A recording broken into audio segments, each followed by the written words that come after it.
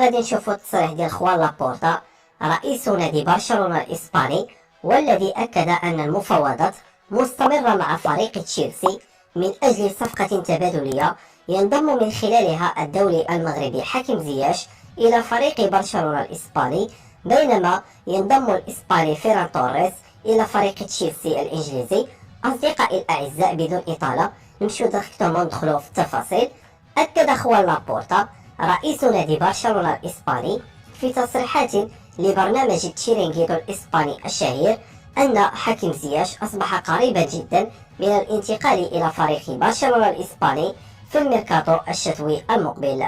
وقال خوان لابورتا أن فيران توريس سينتقل إلى فريق تشيلسي الإنجليزي في صفقة تبادلية حسب رغبة المدرب تشافي هرنانديز، الذي أكد أنه يرغب في انتداب حكيم زياش إلى الفريق، بينما تتم إعارة فيران توريس إلى فريق تشيلسي من أجل اكتساب تجربة جديدة.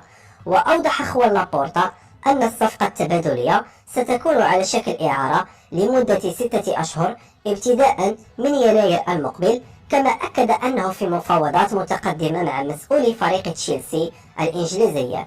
وفي الأخير أكد خوان لابورتا أن حكيم زياش يرحب بفكرة الانتقال إلى البارسا، كما أن تشافي هرنانديز يرحب هو الآخر بانتداب زياش ويراه لاعبا مناسبا للفريق الكتالوني.